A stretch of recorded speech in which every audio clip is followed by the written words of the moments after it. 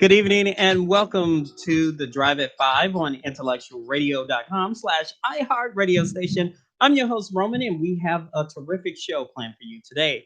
Don't forget to stay tuned to intellectualradio.com after the Drive at 5 for Warriors Talk with Rochelle at 6 p.m. With love and inspiration, she proves throughout the week to give that love that spreads Tuesday through Friday, and then you include Saturday and Sunday, and then she's back for more on Monday.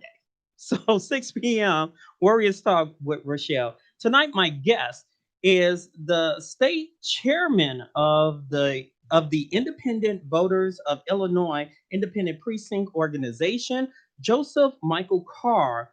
On also to I guess to his left is Carlos Guevara. Am I pronouncing it correctly? Okay, a retiree citizen. Welcome, gentlemen, to the Drive at 5. Welcome, Roman. Thank you. Now, this whole discussion is in regards to the fair tax and the meaning of the fair tax debate. So, Carlos, please give intellectualradio.com/iHeart radio station your background, so the people on intellectualradio.com knows who you are. Sure. So I'm a Chicago Park District retiree. Um, been retired for 19 years. Been in the city for many, many years. I got here in 1953. Grew up a very poor young man. Still poor, of course, but uh, feeling that worked very well within the community. I'm a community organizer. I used to work with communities. Still do in many ways. Involved with some political arenas. And at the same time, I'm married with 8 children. Wow, quite busy, Carlos. No television. And we have um, the chairman who was here with us last week. And now we're going to dig right into it. Here's the textbook version of the fair tax definition according to the moneyzine.com. It states the term fair tax refers to a proposal that would replace all federal income taxes with a single consumption tax. A fair tax would apply only once to the point of consumption, and the proposed rate is 23% in the first year of the plan. A fair tax is a proposed solution to the existing system of the federal taxes in the United States. The fair tax would eliminate federal income taxes, FICA, payroll taxes, Medicare, and Social Security. The alternative minimum tax, estate and gift taxes, as well as capital gains. The fair tax is a consumption tax and would apply on all goods and services purchased. And while the tax rate of 23% sounds high, the taxpayers' take home pay would be much greater since federal taxes and payroll taxes would not have been would not be removed from their paycheck. Now, supporters of the fair tax claim it would be more effective to tax the wealthy individuals, increase savings as well as investment, thereby increasing economic growth too. Opponents of the fair tax claim it would decrease taxes for wealthy individuals and shift the burden to the middle class. Opponents also point out the logistic problem associated with collecting the tax and the likelihood it will lead to an increase in tax evasion scheme. That's the textbook version of it. So I pivot to you. In your own words, define fair taxes. Okay, well, Roman, first of all, I want to give a little bit of background on myself. Not only am I the state chairman of the Independent Voters of Illinois Independent Precinct Organization, but I've been an accountant for 30 years, 10 of those years as a banker as well. The definition that you gave for fair tax is under the IRS tax code, and we're discussing the fair tax amendment, which is about Illinois' tax code. So there are two separate issues right here. First of all, the fair tax amendment, that's on the ballot for tomorrow. The second is the schedule for how those taxes would be levied. That's not until January of next year. So first, we have to amend the Constitution first, and that would be through the election on the amendment. Okay. Your definition of It's fair tax? the same, the same. We're on the same page with it. There's a big difference between the federal tax and the state tax. And I think when we look at the fairness across the board, when people are paying the same amount uh, that these millionaires and billionaires are paying, it's just unjustifiable. And at this particular time in time, we need to make a change in order for this to resolve itself. Go ahead. Can I add to that, Carlos? I would like to say also that when you start talking about the fair tax amendment here in Illinois, that's actually just a terminology that's been branded because they want to make sure that people know that it's fair that everyone pays a tax that is equitable. However, you also hear opponents calling it a tax hike, which is actually inaccurate too. Okay, now this is the $1 million question. Why the state government and the opponents, and I only know because you guys are for it, but why they waited so late to explain the fair tax to the voters? Why they waited so late? You want me to go Yeah. ahead? All right. I don't think that they waited until it was too late. There have been a lot of ads on both sides of the aisle discussing the fair tax, whether it's a fair tax amendment or the tax hike. But this has been going on for maybe about 45 days, and you're bombarded with these different messages in commercials. And I have to be honest. I said it last week that some of those commercials that are being used by the opponents are just flat out lies. They're not truthful at all. And they're using minorities as kind of a crutch to make them think that this tax amendment is going to hurt them. And I think that that's sad. Okay, then why? They spent millions and millions of dollars on ads on other radio stations and stuff. Why not appeal to the black radio stations to to kind of like properly explain the fair tax? Roman, I can tell you that maybe the approach maybe was not the correct way of doing it. But understand this is that when you're in a tight situation, there's no money. You have to go with the lowest, correct? Now that doesn't mean that the black stations will not give the time. They just, I don't know what the facts are, but 45 days out, they started doing this. The millionaires and billionaires spent $46 million, have dished out $46 million to fight this. Okay, that money could have been saved to do other things here.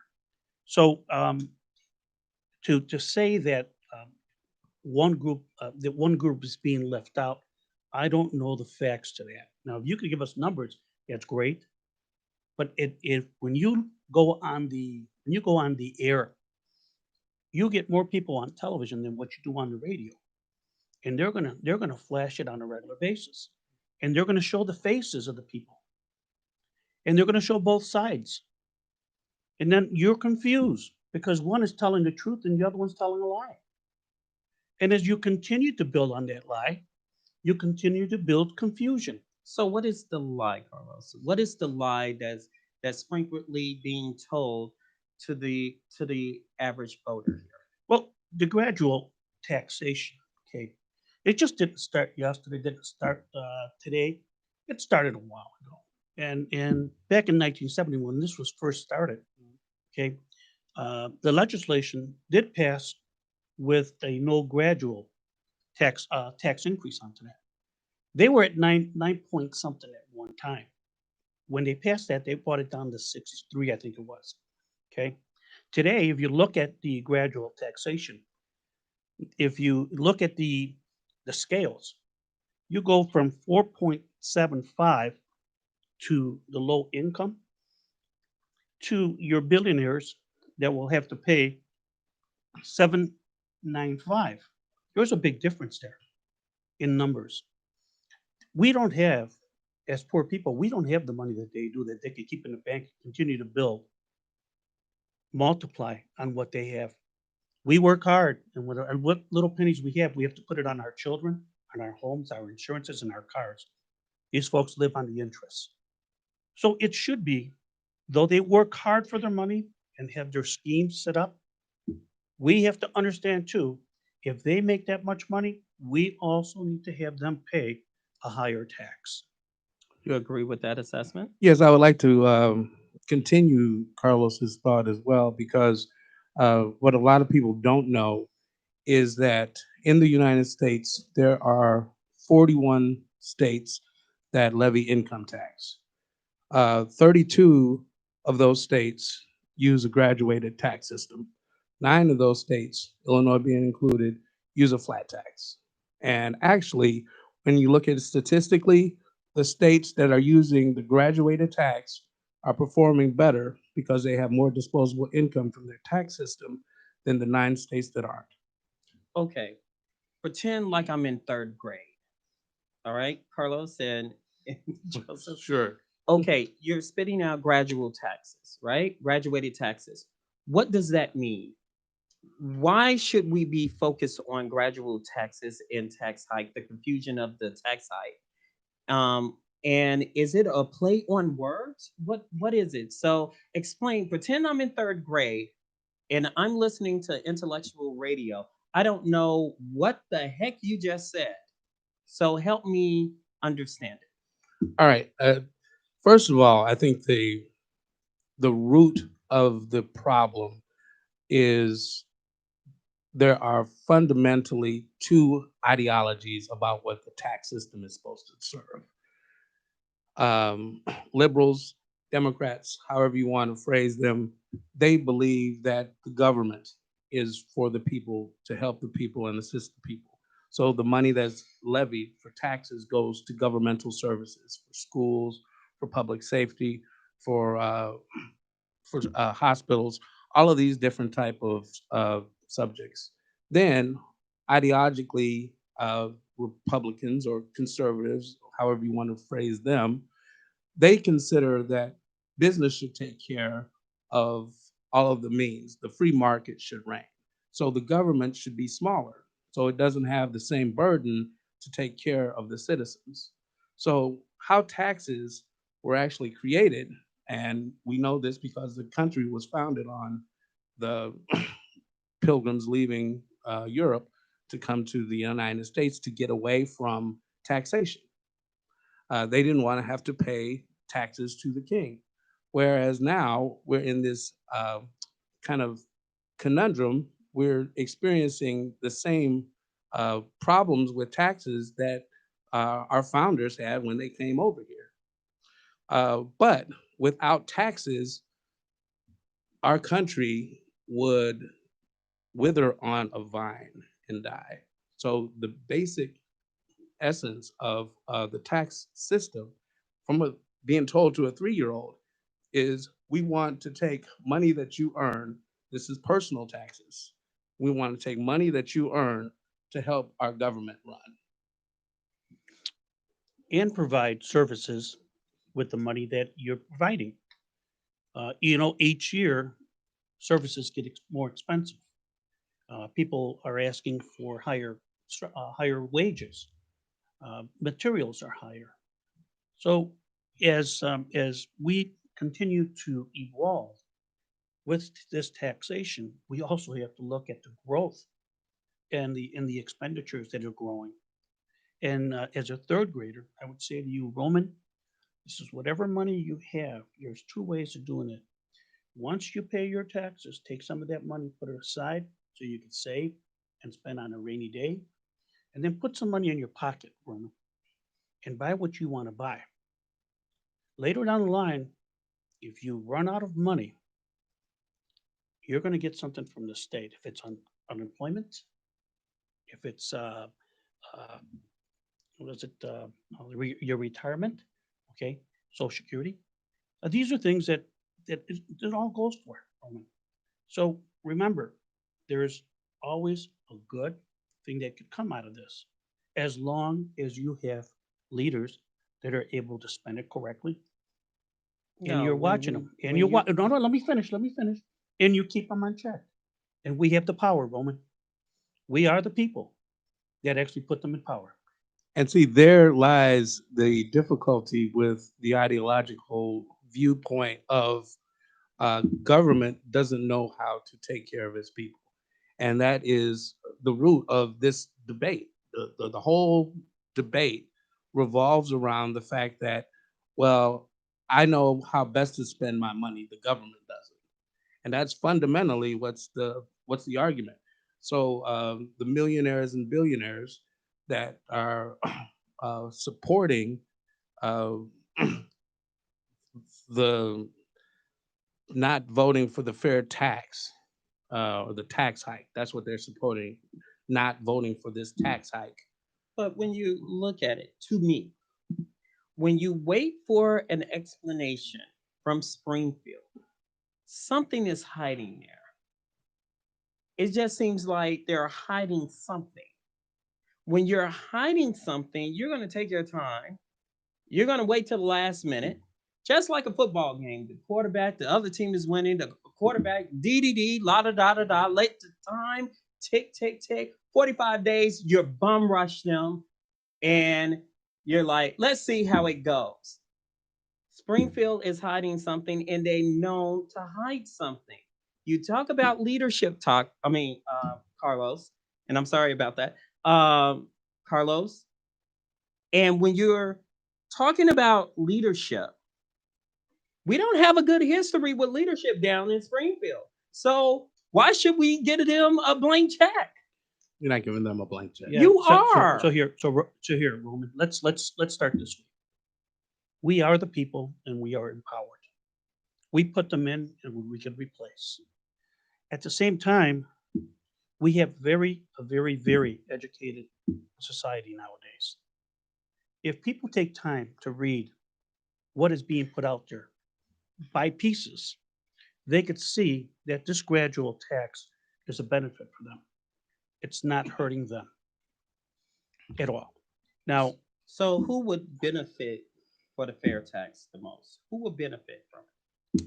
I think everyone that is truly making under $250,000 per year will benefit from it. So that's the statistics are 97% of Illinoisans would benefit from that.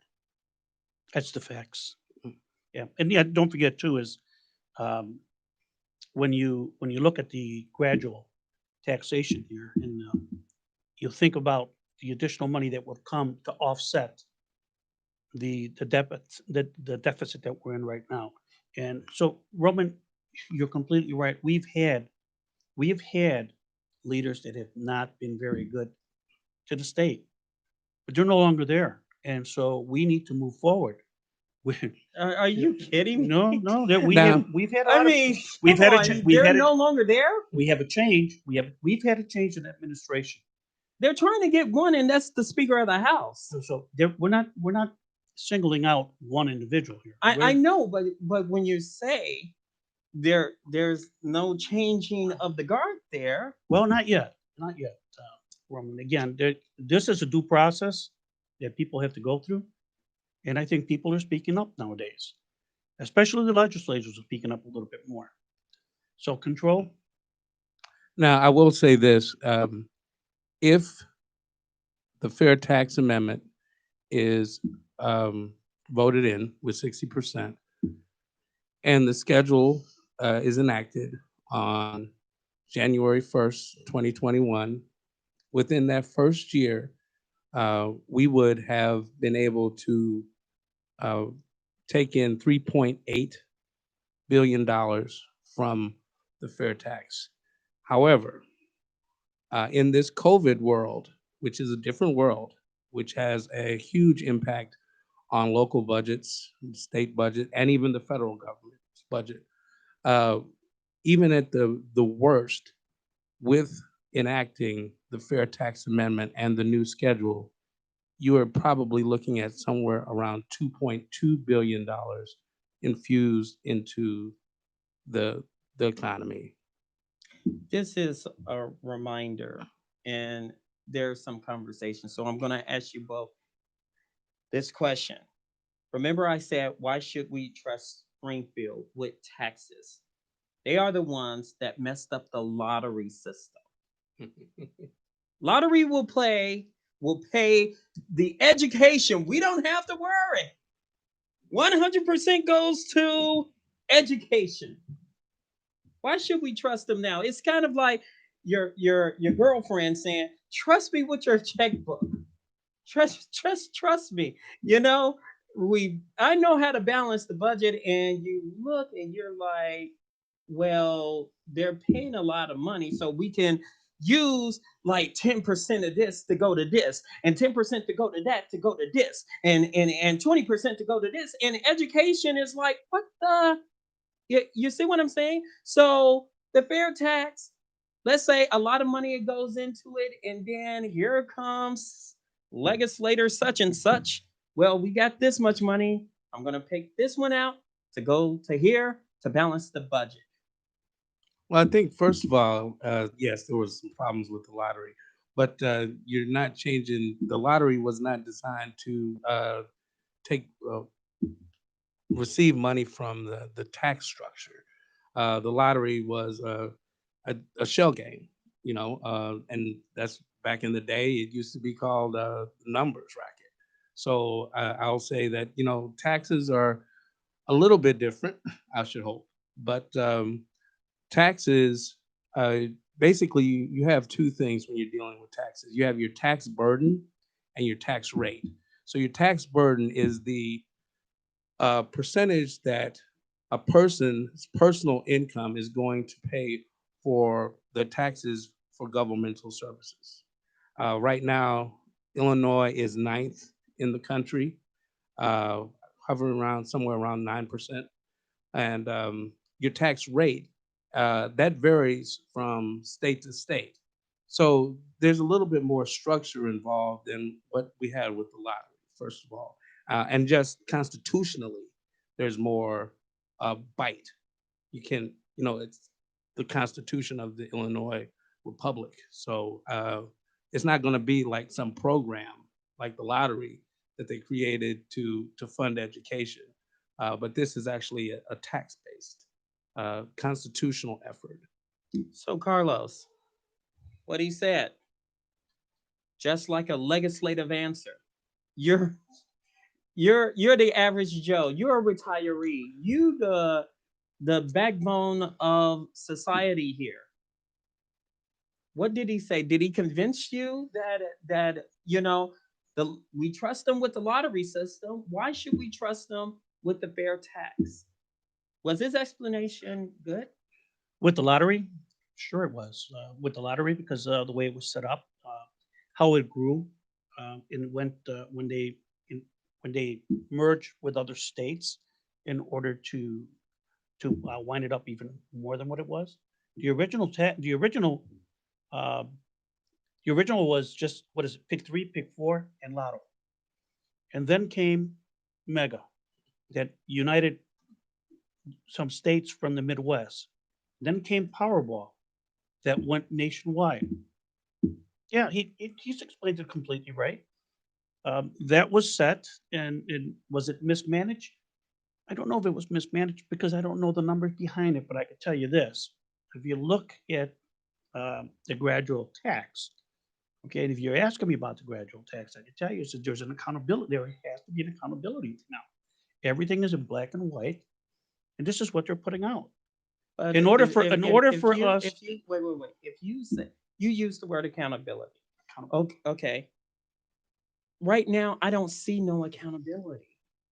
I think we just made some changes in the way the political system was. Okay, for what for 8 years or for 4 years, we had We didn't have a budget, which continued to drag us in to debt even more. Okay. Roland, we had to make a change. It's like we have to make a change in the nationwide. Okay. How we're running our system. The system, if it's not changed, will continue to go downwards. I think the change with this new governor coming up with some new ideas and implementing those ideas. Remember something, he falls within that category of millionaires and billionaires. He falls in with that, and he's pushing it. He's pushing it. He's not saying, do what I'm telling you to do, and don't do what I'm telling you to do. No, he's actually taking a hit on it too. Okay, him and his family, and many of the other people that he runs with. But now, bro, understand this: we are never going to go forward if we can't take that step. We've mistrusted people, but we have to gonna have to learn to trust people and start learning how to work together in order to make things better. If I'm listening on the radio and I'm hearing Carlos saying this, and I'm like, okay, it sounds like a Bernie Sanders speech. The millionaires and the billionaires, the oligopoly, the monopoly. He can afford, meaning the Governor Pritzker, can afford to take a big loss. I can't. My little check can make a worm smile because there's nothing there. So if if I'm listening to, let's say, the Bernie Sanders, who's basically saying the millionaires, the trillionaires, and the oligopoly and the monopoly, why all of a sudden we should be in unison with this fair tax, and we have millionaires and billionaires here in the state of Illinois, and basically they're kind of silent. You only got one. That's not true. Yeah, they're not silent. That's not true at They're all. not silent because $46 million have been dished out to fight what we're talking But the about money today. talk, they're not. No. No, That's not they true. are. They're putting that money into people's hands to talk against it rather than work to make it better. That's true. That's true. That is very true. The opposition to the fair tax amendment has pumped in about $56 million as of last Friday. And I'm not mentioning any names, but the funny thing about it is on the way over here, I was listening to a radio podcast that there are only 20 billionaires in the state of Illinois, and 12 of those billionaires' last name was Pritzker. So that whole family is supporting this endeavor. And the rest are rickets, right? I'm making any comment. But I will say this, because this seems like it was a concern that you had, Roman. I wouldn't worry about your taxes going up unless you were making over $250,000. That's the bottom line. That's the core issue. That's the message right here. The message is if you're making over $250,000, your taxes are going to go up under this new schedule. If you're not, it's a very strong likelihood either they'll stay the same or they'll be lowered. Carlos, let's say I'm an entrepreneur and let's say you're a retiree, somebody is about to retire. They're looking and they're saying, "Oh, I can go to Miami. I can go to this. I can travel." And then here's this fair tax saying, "Okay, I'm inching my way up to the six figures. Now it's gonna hurt me." You say? Roman, I'm in the six figure. Okay, I am in six figures. I'm not as high as the 250, but I can tell you this: if I have to pay my fair share of taxes in order to support what we have to do here in this state, I'm there. I'm there. With the schedule that they have set, okay, where it goes from 475, 490, and then 495. Now this is broken down. Is it Uh, each year it's- or it's- is it? Every year you have your taxes are set. These are set now. Okay, they're set. You're not floating And this is the fear that people have, and this is the fear that these individuals have put out there. When I see a retired person get up there and say, "I'm retired from from here, and I'm fearful they're going to tax my retirement." You can't. You cannot tax your retirement pension. The state cannot. It's the law. That has not changed. That is not in this at all. Now you take your federal government will take you to the bank, and if you don't pay your taxes, not like our president, they'll come and get you and throw you in jail. Okay? Now, take this. We have to understand the process and we have to understand the method on how it's being done. It is pretty well explained. People just need to listen. Stop listening to the negative portion of it. Start listening to what is being presented to you. But again, and I'll let you comment. Again, you're saying listen to what is presented. What is presented to us is these ads. What is presented to us is for and against. Hi, my name is such and such. I'm a small business owner. Oh man, if that flat tax hit, that's going to hurt me. Oh man, if I'm a small business person, if we go for that flat tax, it's going to make me smile. I mean, it's confusing. So you're saying, how can we decipher what is right, what is wrong, who's who, what's what? Who's Waldo in this? Where can we find Waldo in this? One is, go ahead, go ahead. You got a Actually, better answer? No, I don't know what your answer was going to be, Go but ahead. I would say, where is Waldo in this? People don't want to educate themselves many times because I've actually read the bill, and the because it's an amendment. So there are three things I want to just address that I've heard in the discussion. First of all, the IRS is the biggest graduated tax system in the country. You know, I'm not even talking about the states, but the IRS uses a graduated tax system. Number two, the reason that you probably haven't heard about the Fair Tax Amendment or the tax hike as far as ads, campaign finance laws is only so many days out. They can put ads on television or in the radio regarding the amendment that's coming up on the November 3rd election. Number three, forgot the third one. Number three had to do with the fact that something that you recently said, Carlos, and you were talking about, well, we were talking about educating people. And I got the bill, and everyone who's a registered voter can read the bill. There's no secret. It's not like disguised someplace. It's not like But hiding. and let me push back. Okay, we're bombarded with COVID on CNN. We're bombarded with COVID on CNBC. COVID on MSNBC, Channel 5, Channel 2, um, 32, Channel whatever, even intellectual radio. It's COVID, COVID, COVID.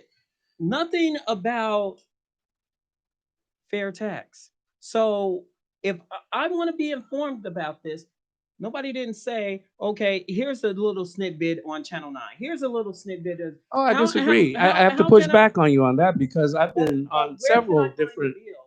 To read thoroughly. Well, actually, it's part. You should have received it in the mail. You know, I've received mine in the mail. I did too. Yeah, you get the bill in the mail because it's going to be on the ballot. So you're supposed to have received it in the mail. And if you didn't, you can actually go out there and there's copies of the bill on the websites, different websites, plenty of different websites. So there's a certain burden on the voter that they should educate themselves before going to the polls. And I know COVID, believe me, I'm COVID compromised, being a cancer survivor. So I totally get it. Numbers are going up, and you don't think about things like the Fair Tax Amendment.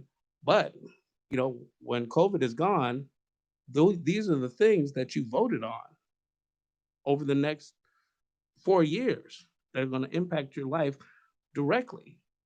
But if people don't understand, they're going to vote no, or I'm just going to skip it. Well, there's always going to be people that are going to skip it. That's just like going down the ballot. There are going to be people that you're not going to vote for. So I don't know if that's a good argument, but I will say that you have to make sure that you educate yourself on what's happening with your life, what your family's life is going through. So, Carlos? And to add to that is that you talk about the educational piece. The internet is on your phone, and we're on that phone, 45% of our life? Okay. We travel on the train, we travel on the bus. What are you looking at? You're looking at the internet. You're talking about the advertisement portions of it, positives and negatives. It's out there. Anybody who's got an inquiry mind will go and look to see who's telling the truth and who's telling the lie.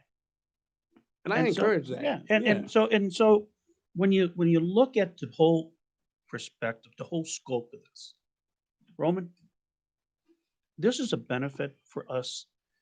Right now, this is a chance for us to move forward and make a change and have the resources that we need in order to make ends meet.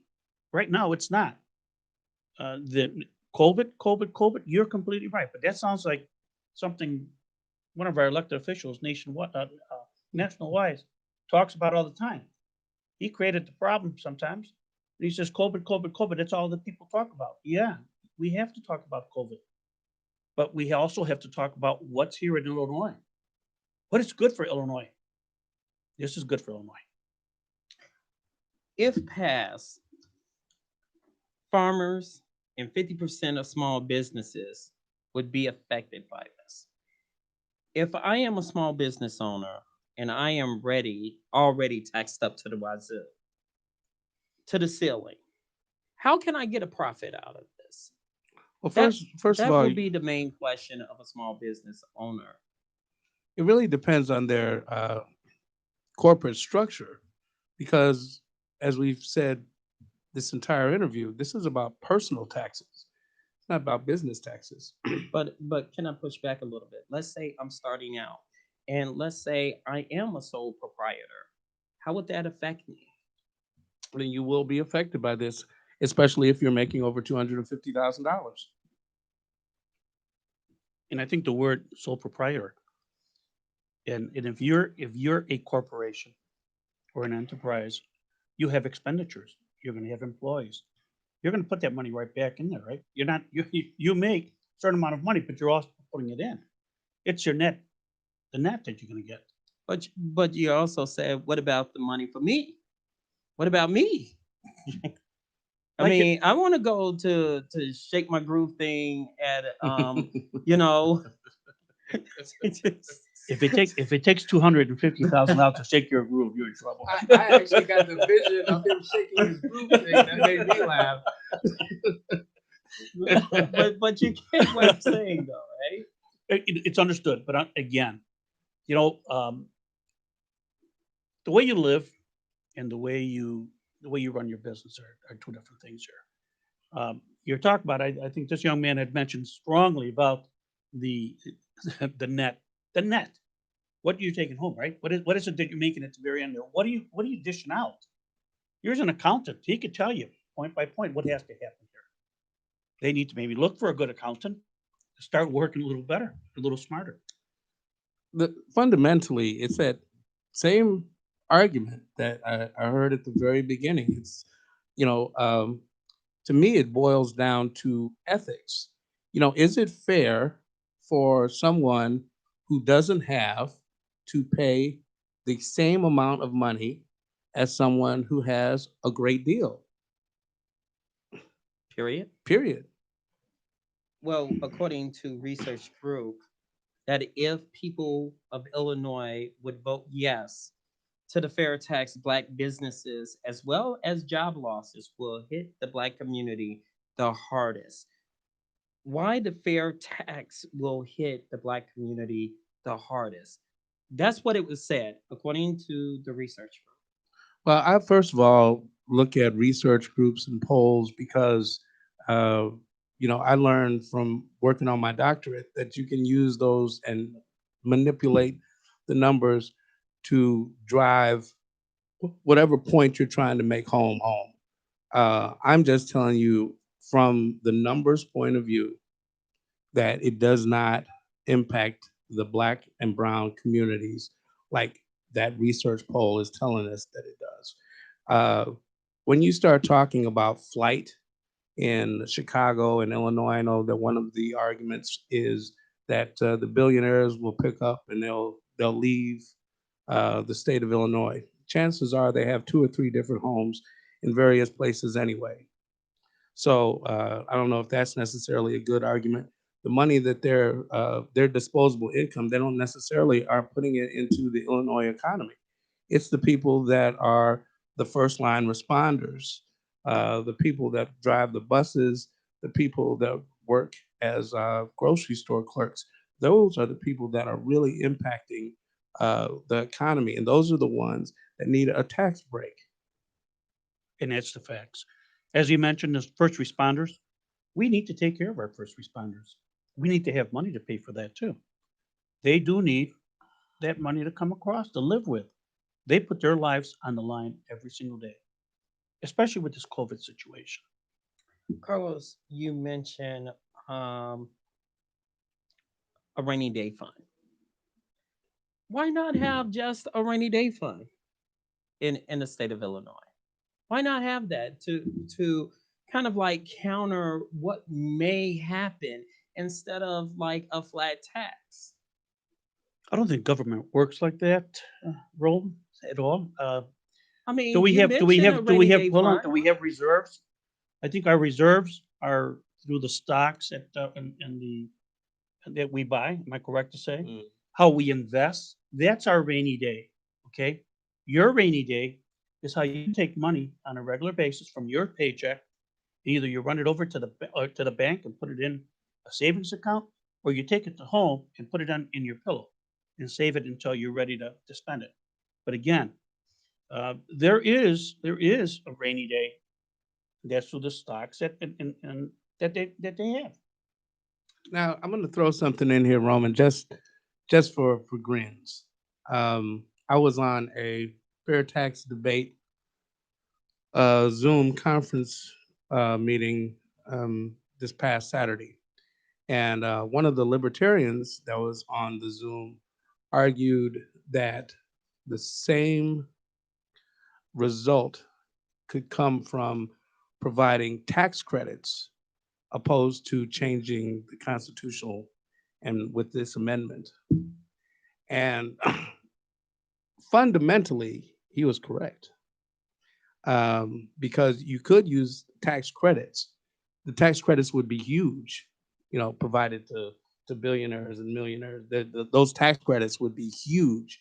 But fundamentally, uh, he was correct. So I wanted to throw that out there just because a lot of people don't know that. And I thought it was good to hear of a contradicting reason for not having the fair tax that was based on fact and tax law. So I did want to say that. How would the fair tax benefit the Black community? A lot of people say, well, you know what? How it's going to hurt the Black community? How it's going to benefit? So let's talk about the benefit. What is the beneficial in the Black community? Let's say I want to open up something in the Black community. How would the flat tax? What would be the great benefit? Go ahead. The biggest benefit for us being Black folks, I would say, would be disposable income. Disposable income is what drives an economy. And if people are paying less money in their taxes, it affords them to purchase more items and be able to even invest in different products, interest bearing products, which they could actually benefit from in the long term. And the investment that they put into it, material, property. So the disposable income goes into also generating additional taxes, correct? With through other taxes. they also get funding when they do the renting. There's funds that they get. So the disposable income is a very important one. Now, Roman, our communities, our black and brown communities have suffered for many years. That's the facts. But it's time for us to get up, unite, unite, and walk across whatever it is across the state and make the point that we're here. We're not going away. We are citizens. We are the people that drive the economy. We bring in billions and billions of dollars with our expenditures every year. We're not seen like that every year. Okay. You talked a little bit about what drives it. In last year, when the federal government when they changed the tax code, okay, You said last year. so was it last year or the year before, whenever it was that this president changed it, Okay. I could tell you. Can you be a little bit more specific just in case to So refresh our okay, so here we were given a $12,000 first time, one time deal because we were going to get a break for $12,000.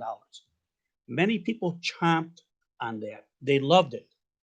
The following year, the following year, you didn't see that money.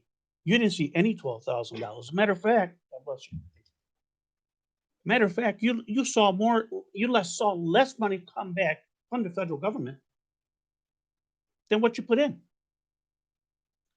With this gradual tax, at least you have something moving forward, and it's sit there. It's stable. Federal government, they go up and down. It's just like you had mentioned. It's they gradual. They're all over the place. At this particular time, we need to go and do our duty here. We need to pass this tax bill. We need to pass it. Carlos, if I am a senior, we talked a little bit about this. How would the fair tax affect me? How will it affect me? Some people say Social Security. Earlier, you add on to that, it will not tax your Social Security. How will it affect the benefit or will it hurt the seniors? It will benefit the seniors. In It's what not. way? It's not going to hurt. Well, you're going to pay less taxes onto this thing. You're going to be in a bracket that you're not paying the same as a billionaire or a millionaire. You're at 4.5, 4.75, depends on what the bracket you're in. Are you married? Are you single? That's going to play a key role here too. Are you both collecting? If you're on Social Security, let me tell you something. You're struggling. Struggling. My Social Security check, I worked all my life to get a Social Security check. And when they told me, hey, you got a pension, I got to cut yours in half, or I got to cut yours in three quarters. That's a shame. They should pay that money back. But you know what? It's not going to happen. Not going to happen. How is it going to benefit? It'll stable their lives a little better. It'll give them a stability, which is the most important thing here. Our seniors need it.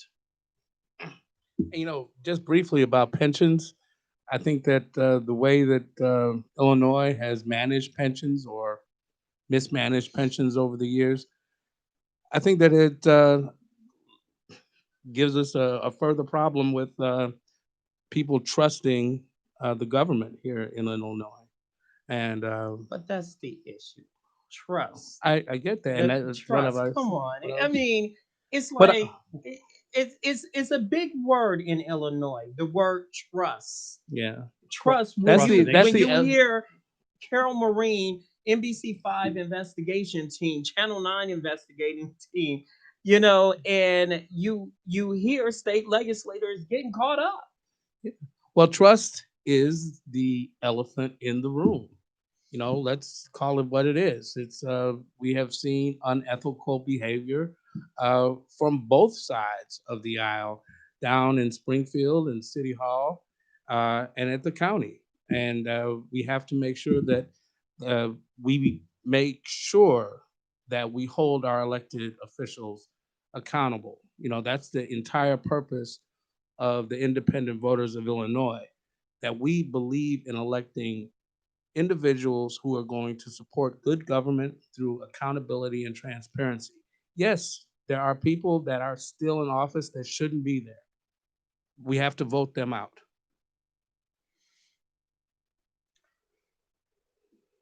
Joseph, if I am a homeowner, I'm already tapped out with taxes. I do believe the wealthy should pay their fair share. I do believe that, but not at my expense because I'm tapped out. I mean, what more? It's kind of like the old school saying that you can't squeeze juice out of a turnip, whatever my mom used to say. But but but Got but you got a smart mom. Yeah. but you get what I'm saying. So the homeowners, how would the fair tax hurt or benefit the homeowners? They're tapped out. They're paying, state, local, county, this, that, and the other.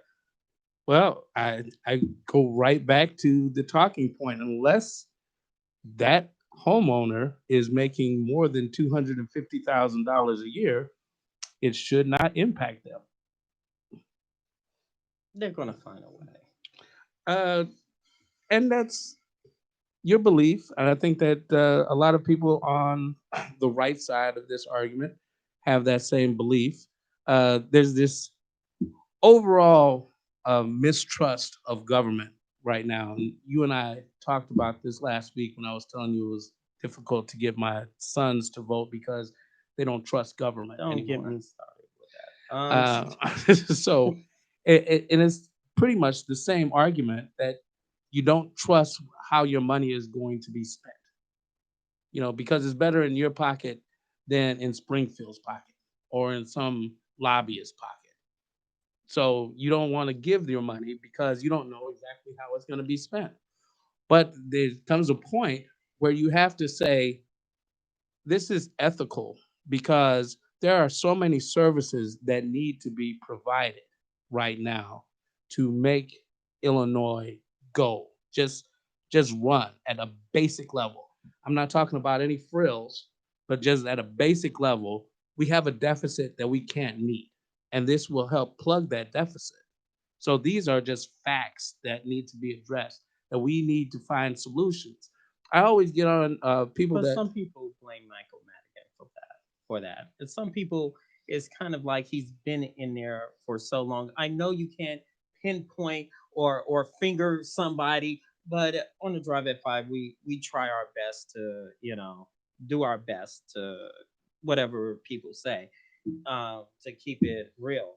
But with that being said, it's like every single time there's a tax hike, there's this, there's that, we're taxed out, and people are leaving the state of Illinois and they're going to Houston. once again, you keep referring to it as a tax hike. I think that the terminology needs to be changed because you're using talking points on the right by calling it a tax hike. So ultimately, you're saying that you don't believe that it's fair. And you don't believe that it's fair that individuals who make under $250,000 pay the same tax rate as someone that makes over 250,000. So let me point out something too, is that you continue to say as people continue to leave Illinois, we've, my understanding is that we have brought in more corporations to the state of Illinois than what we have lost.